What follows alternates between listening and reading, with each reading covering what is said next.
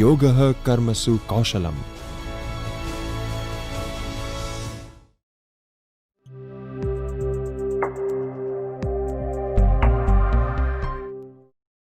Data collection. It is very essential to collect data for research or publication. 7 main principles have been described by the National Ethical Guidelines in India as guiding the conduct of ethical research. Social and ethical value, scientific validity, fair subject selection, favorable risk-benefit ratio, independent review, informed consent, respect for potential and enrolled subjects, special care, caution and adherence to the guidelines in effect is highly expected when data is to be collected, especially from humans and animals. Apart from it, it is also important to see that there should not be any confidential data collected without permission. That means unauthorized and data that is stolen is not at all expected to be used for scholarly publications. Review. Peer review is critical to any academic publication and maintaining the standards of publications. Appropriate systems, trainings, and support to facilitate rigorous, fair, and effective peer review for all publications are to be provided. Encourage editors and peer reviewers to familiarize themselves with and act in accordance with relevant best practices and best practices guidelines on peer review.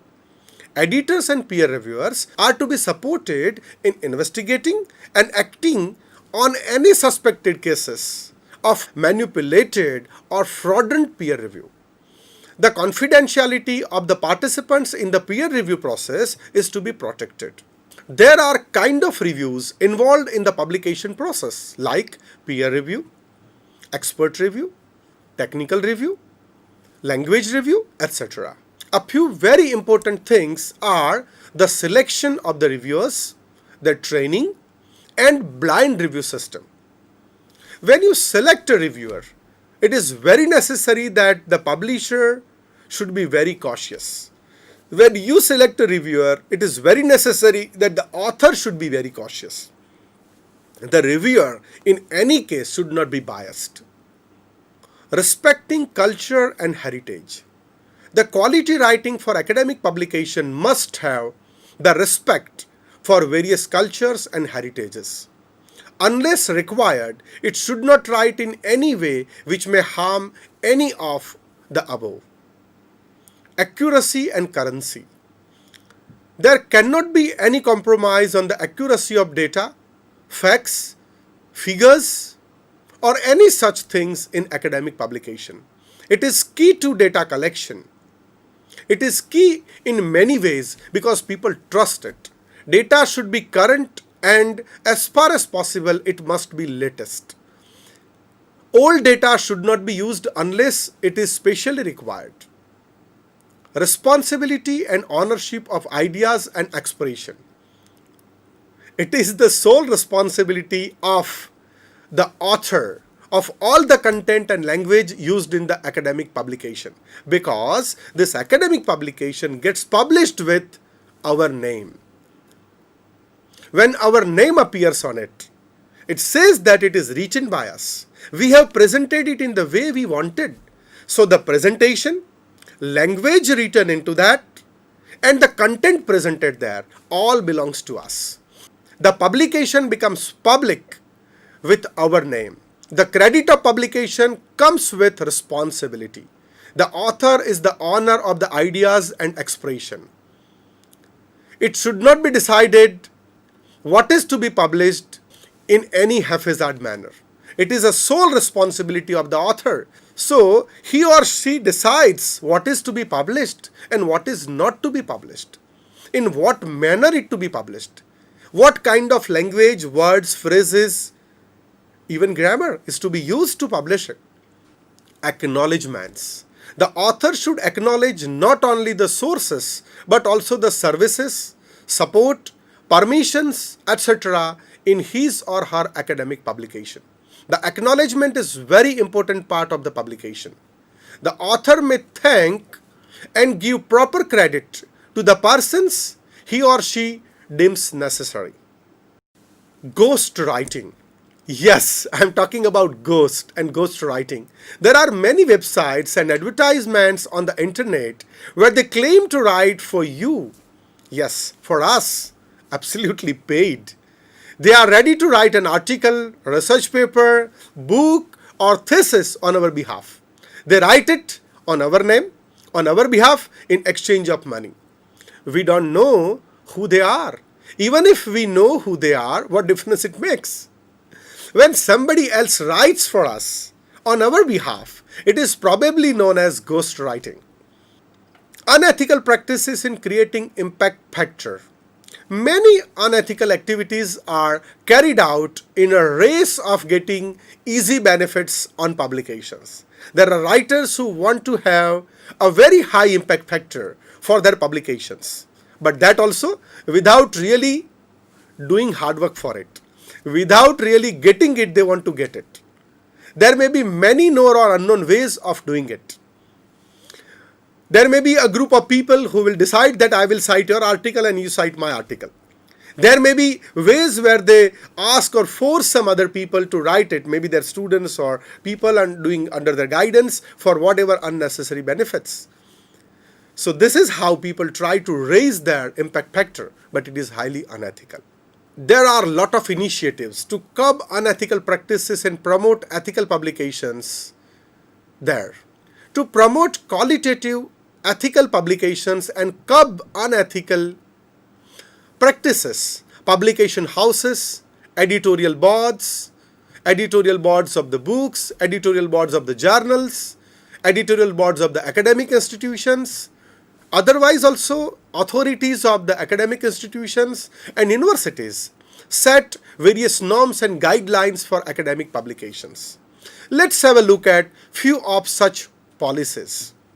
So we have tried to look at various unethical practices, various ways how we can curb the menace of unethical practices, how we can reduce. See, it happens many a time that we are not aware of. But you know that knowledge of or no knowledge of law is a defense. In law, not knowledge, not knowing something is not defense. Suppose you go somewhere and you commit a crime and then you say, I don't know, it is a crime. That is not a defense. That is how it is not a defense that I am not aware of that these are not ethical practices. So we have looked at various aspects, we have looked at various ways how ethical practices can be practiced or how unethical practices can be curtailed.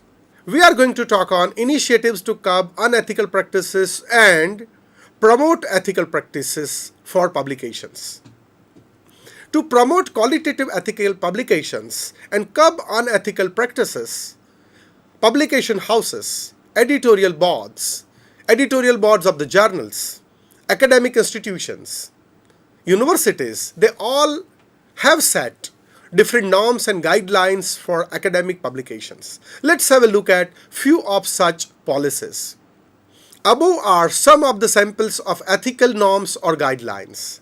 The publishing houses, which are very conscious about the quality of their publications, keep the ethical norms or guidelines very strict. If one is interested in publishing quality academic writing with such publishers, one has to adhere to them. And if you adhere to them, your publications will be accepted, otherwise they will not be accepted. And one has to adhere them if one wants to publish qualitative academic publications. Initiatives of MHRD and UGC regarding unethical practices. Ministry of Human Resource Development, Government of India has become very sensitive to the ethical issues related to academic publications. Under their guidance, UGC, a statutory council, and universities have also become more sensitive and vigilant. UGC has come out with the first landmark notification related to PhD and MPhil. It is known as the notification on UGC regulations related to PhD 2009. Such other notification also came out, but this was such a notification which was followed by many other such notifications, and it was related to research and academic publications. Submission of all MPhil dissertations and PhD theses to in FlipNet has become mandatory. In FlipNet created Shodh Ganga. UGC again notified UGC regulation related to plagiarism. UGC's promotion of academic integrity and prevention of plagiarism in higher education institutions, regulations 2018. It was notified on 23rd July 2018. Friends have discussed about it in detail in this course only in different modules. It is very detailed and eye-opening notification. UGC has come out with UGC list of journals and at last with the Consortium for Academic and Research Ethics, which is widely known as CARE. It has come out with very important objectives. The objectives are to promote quality research, academic integrity, and publication ethics in Indian universities. It is to promote high quality publications in reputed journals that will help in achieving higher global ranking. To develop an approach and methodology for identification of good quality journals. To prevent publications in predatory, dubious, substandard journals which reflect adversely and tarnish the image of Indian academia. To create and maintain a UGC CARE reference list of quality journals for all academic purposes. Various statutory councils and publication houses, etc., are very much sensitive to and active in curbing unethical practices and promoting ethical publications. The authors who are interested in writing for quality academic publications have to be in line with above guidelines, or they have to be ahead of the publication houses or the guideline creators in following these guidelines and rules and regulations to make their publications qualitative, acceptable, and respected.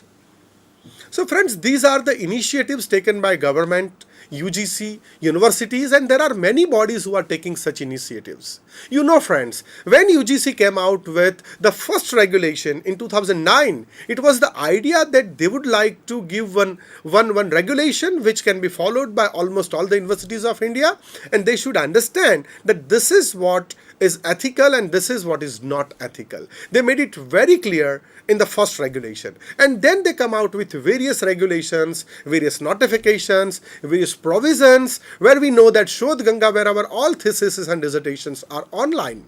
You can look at anybody's thesis, and now the latest publication, latest notification, friends have talked about it in detail in the course. They talk about the punitive actions also.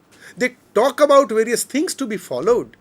So, I guess if we look at all this in total, we will be able to practice ethical practices in the beautiful way, and we will be able to come out with qualitative publications which can compete with the publications of the world, which can be competitive to the best journals of the world. Our research papers, our publications will be published by the best publishing houses, will be published by one of the best journals in the world, and we will have reputation. We will gain reputation not only for ourselves, our institution, the state, but for the country. Thank you very much for listening me patiently about this and having lot of deliberation. Friends, we have talked about ethical issues related to scholarly publications.